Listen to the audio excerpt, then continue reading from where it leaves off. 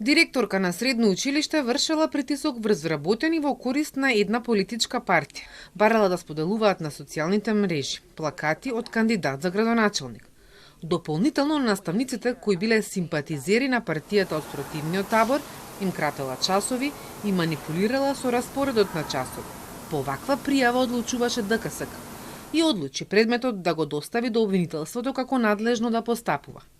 Поднесител споделувајќи интернет линк од објава на социјалната мрежа Facebook, пријавува дека директорката во група за електронска комуникација преку апликација ја користат кои вработените по училиштето, споделила содржина креирана од политичка партија и изборен плакат на кандидат за градоначалник на општина на локални избори со партиско обележје на политичка партија, заедно со молба до вработените за поддршка на кандидатот со споделување на објавата на нивните лични профили на социјалната мрежа Facebook.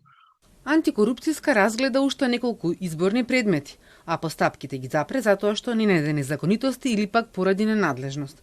Меѓу нив и пријава од кандидат за градоначалник кој ветувал пари на група ако биде избран. ДКСК утврдила дека тоа е изјава која кандидатот ја дал како дел од неговата програма посветена на ранлива категорија граѓани и пензионери.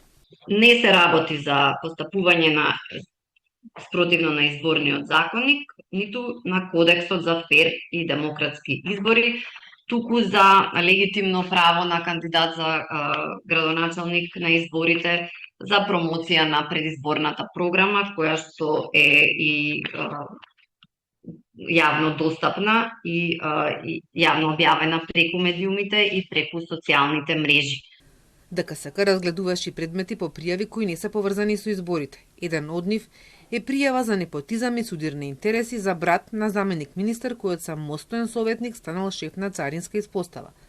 ДКСК утврди дека не се прекршени законите, а заменик министерот немал ингеренции за распоредување на царинскиот службеник.